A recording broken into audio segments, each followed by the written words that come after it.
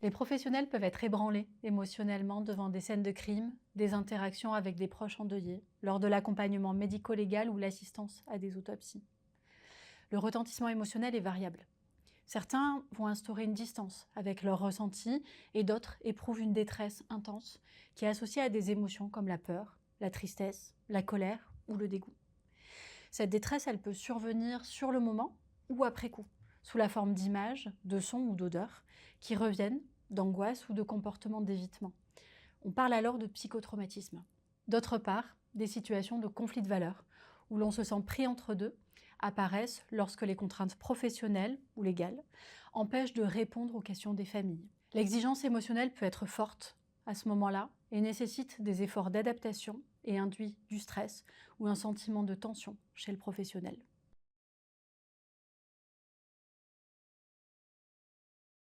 Il est courant de penser que des professionnels, comme des représentants de l'autorité judiciaire, doivent rester insensibles. Ils peuvent alors paraître froids ou distants aux yeux des familles endeuillées. Pourtant, ressentir une émotion devant la souffrance de l'autre est courant. Reconnaître ce ressenti permet de trouver une posture équilibrée, ni trop distante, ni trop proche, et d'améliorer la qualité de l'accompagnement en tant que professionnel. Pouvoir admettre l'incertitude, s'autoriser à dire « je ne sais pas » ou expliquer les efforts fournis, par exemple on ne connaît pas toujours la cause d'un décès, peut faciliter les échanges avec les proches et peut atténuer les tensions en créant des moments de partage authentiques avec eux.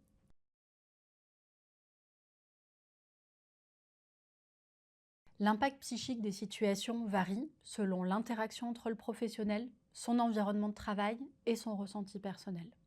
Tout le monde peut être impacté, jeune professionnel ou professionnel expérimenté. Le trouble de stress post-traumatique se manifeste par des flashbacks, des évitements et une réactivité augmentée avec des sursauts, par exemple, une irritabilité, souvent après des événements marquants. L'épuisement psychique, quant à lui, est reconnu chez les professionnels comme une manifestation et pas comme une maladie, résultant d'une exposition prolongée à une surcharge professionnelle qui entraîne fatigue persistante, perte d'empathie ou cynisme et perte de cohérence et de sens. Des formes intermédiaires sont discutées dans le milieu scientifique et incluent la fatigue de compassion, que j'appelle plutôt fatigue empathique. Elle renvoie à une usure progressive due au contact répété avec la souffrance humaine et la mort dans la relation d'aide. À force, en fait, le lien à l'autre coûte trop. Le stress secondaire, proche du trouble de stress post-traumatique, est lié à l'exposition indirecte à des événements marquants, par exemple pour les secours, les soignants, les aidants. Enfin, le traumatisme vicariant renvoie à une modification négative de la vision du monde, causée par l'exposition récurrente à des détails morbides ou à des récits traumatiques, des récits de violence.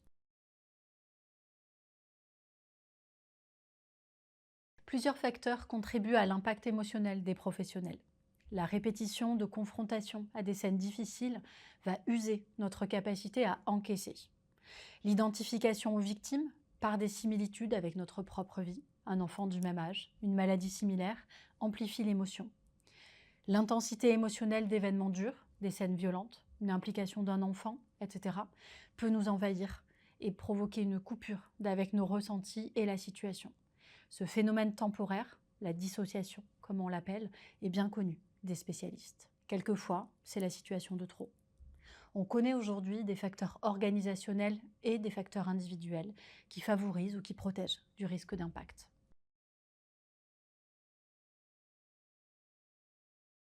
Leur distinction peut effectivement être complexe. Le recours à des services médico-psychologiques spécialisés est parfois nécessaire pour évaluer la situation.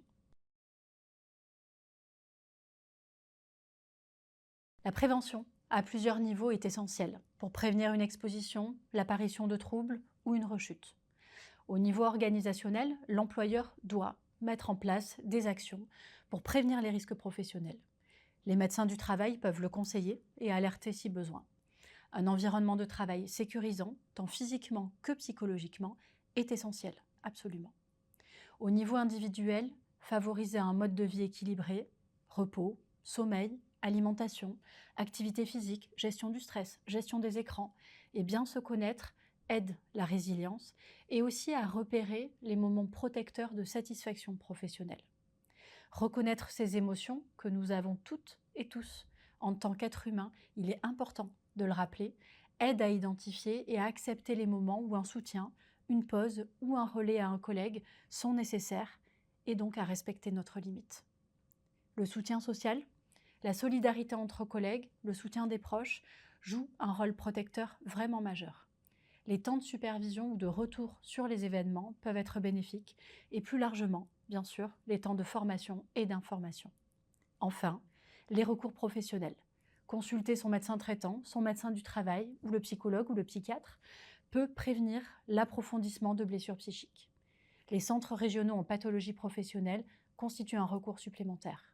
En conclusion, l'impact émotionnel se prévient dès le début de la vie professionnelle, au quotidien et dans la durée, en s'appuyant sur les déterminants de santé globale, nos ressources organisationnelles et individuelles et des systèmes de soutien adaptés. Il est primordial, à mon sens, de s'autoriser à prendre soin de soi pour mieux prendre soin des autres et pour maintenir une posture professionnelle qui soit durable.